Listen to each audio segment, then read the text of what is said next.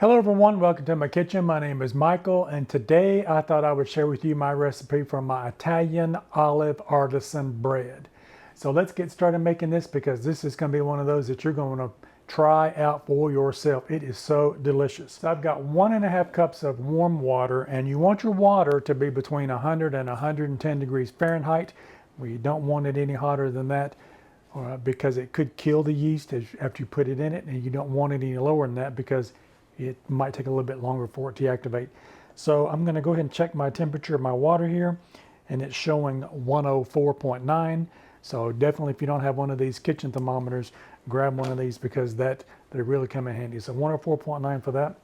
And then I've got 2¼ teaspoons of yeast, and I'm using the Fleischmann's Instant Dry Yeast. If you've got the little packets that you can get, this is equivalent to one of those packets. So 2¼ teaspoons of our yeast, and we'll put that in.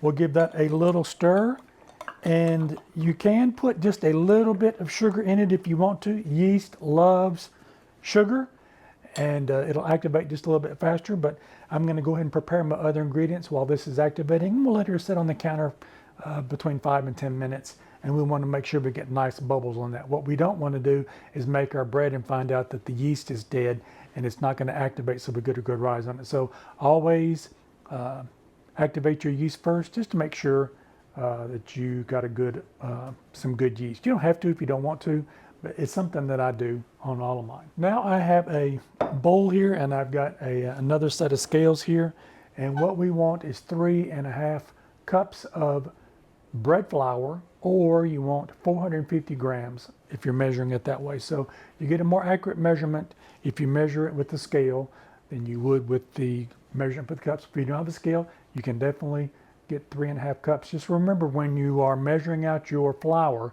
if you've not seen some of my other videos on how to do that, I'll put one of the videos in the link in the description so you can see that. You just want to kind of spoon it out into your measuring cup and then level it off with a knife, and that way it's not packed in there.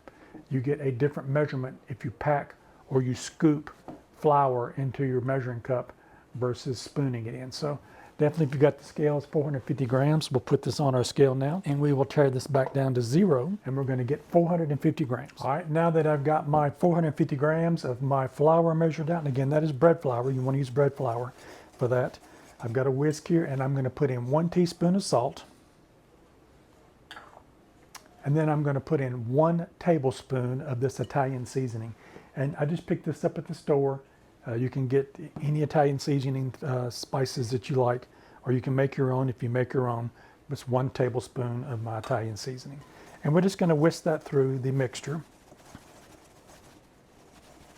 All right, now that we got that mixed together, I'm going to set that aside, and I'm going to grab me another bowl, and we're going to work on our olives. I'll be right back. All right, I've got me a bowl here, and I've got a little strainer because I'm going to strain the juice out of my olives in the can here. So I have 1 can of large olives. These are pitted, and this says DR weight of 6 ounces on these, or 170 grams.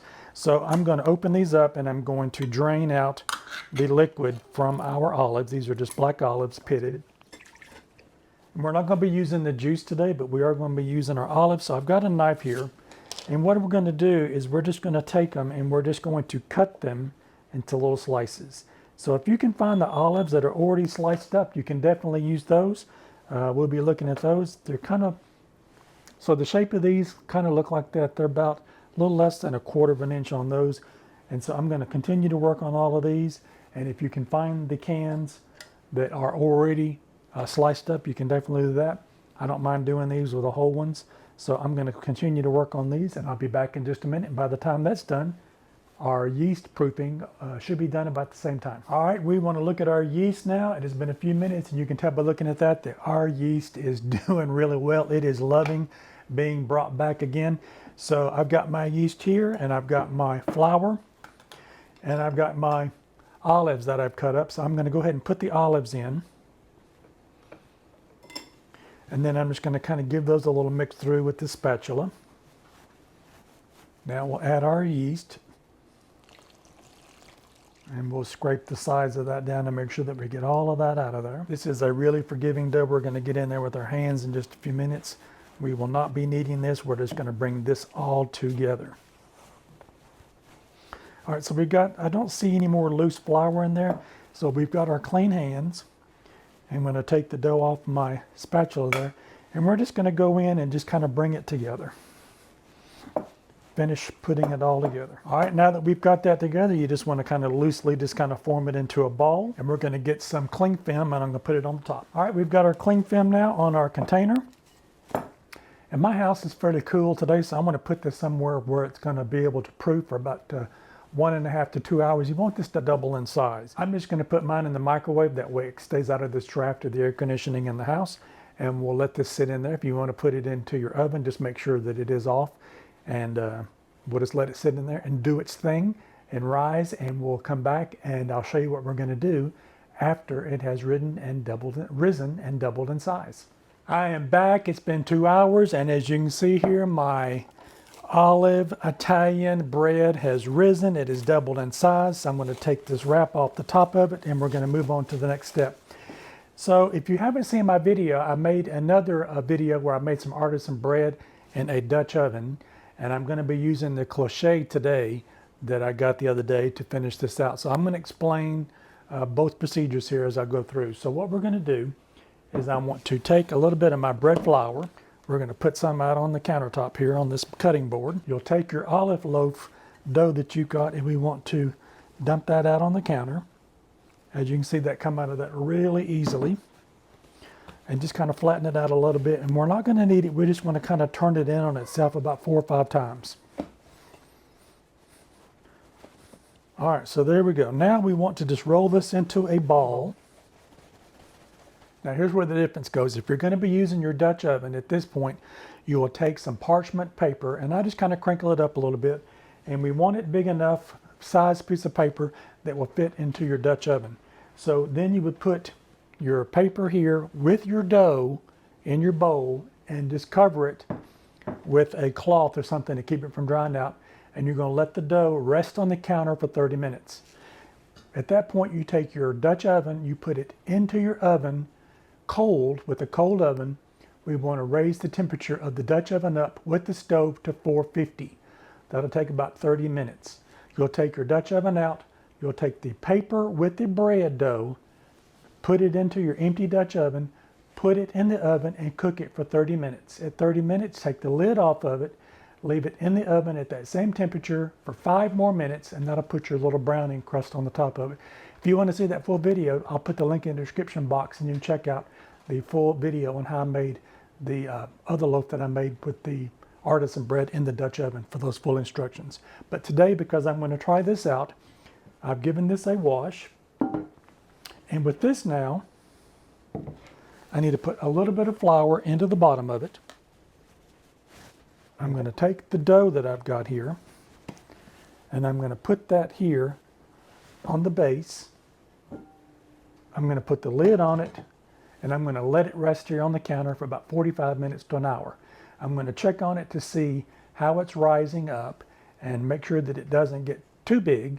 So 45 minutes to an hour, I'll be checking on it, and I'll let you see what it looks like before I put it back in the oven. Stay with me and we'll continue.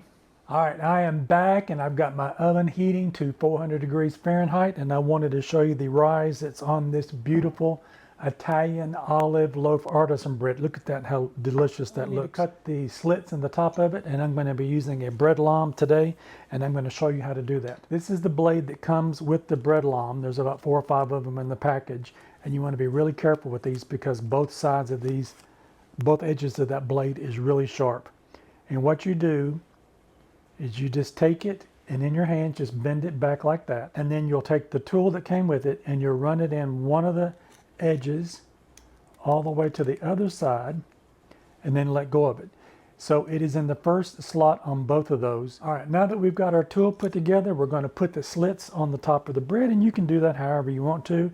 If you want to do a big X across the top of it, you can do that. Just give it a slice through and then come through on the other side, and you can cut it just like that. You can get as creative with these. I've seen some people make little flowers and leaves and things on the top of their breads. I'm not that creative yet. Maybe with some more practice of this thing, I can get a little bit better with that. But that's what you want to do. You just want to kind of put a little bit of a slit in the top of the bread. That way when it bakes, it does open up. All right, now that I've got the slits on the bread, let's go ahead and put the top back on it. And I'm going to put this in the oven for 35 minutes with the top on it. Then I'm going to take it off and check it to see if it needs to cook any longer. And if it's not, then I will leave the top off of it and let it cook for another 5 minutes. And what that's going to do is put that nice brown color on the top of it. And remember, if you're using the Dutch oven, I'll put that link in the description box below on how to prepare the bread in the Dutch oven. So you'll use the recipe up until you get ready to cook it. And I've described it a little bit earlier about how that works. But if you want the more laid out description of how that is, check out that video. I'll put that link in the description box. All right, let me put this into my oven and I will let you see what it looks like when it comes out, and then we'll go through the full thing to make sure the times that I've got for this are correct. So stay with me and we'll be back in just a few minutes. All right, I just put the bread in the oven and I wanted to remind you of the position of the racks that are in the oven. I took the middle rack out, and the rack that was on the bottom, I've got it now moved up to the second slot from the bottom. So that's where you want to position that so that you get the good cooking all around. So stay with me and I'll show you what this looks like when it comes up. I am back and my bread is done. I wanted to show you what this looks like now. So we have a nice crust on this, and the cook time looked like it was right on where it needed to be. So with this new cookware that I've got here, 400 degrees for 35 minutes, take the lid off of it, put it back in there for 5 more minutes and let it brown up. So we've got a nice crust. I want you to hear. We've got some nice crispy crust on the outside of that. So the purpose of this with the dome on it, just like with the Dutch oven, is with the moisture from inside the bread and the dough, once you put the lid on it, it traps that moisture inside the oven and it creates that nice crust that we get on the outside, and it makes the inside so soft. So I'm going to let this cool here on the rack for about 10 or 15 minutes, and we'll come back and cut it into this and see how this tastes today. All right, I am back. It's been about 15 minutes. I wanted my bread to cool down before I cut into it. This looks absolutely incredible. It smells incredible too. So let's give this a cut and see what this looks like and tastes like.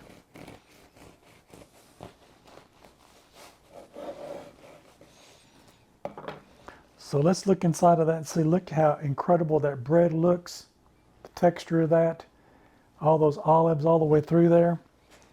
And look at that, look how soft that is. Let me show you how soft that is over here too. Absolutely incredible.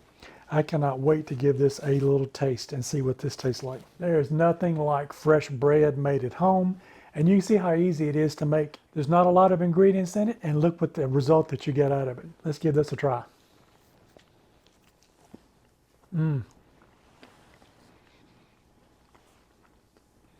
A little olive oil with a little bit of crushed garlic in it and a little bit of grated Parmesan on the side to dip this in would be absolutely incredible. Alone as it is, it's really good. I hope this has inspired you to try some of our Italian olive artisan bread. Either you make it in a Dutch oven or you make it in a cloche if you've got one of those. Either one, it turns out wonderful. If you like this content, maybe you might consider giving me a thumbs up. I would really appreciate it. And maybe you might want to check out one of these other 2 videos over here. You might find something else you like. Don't forget to like, share, and subscribe. And I'll see you in my next video. Give this bread recipe a try. I know you're going to love it. Bye-bye now.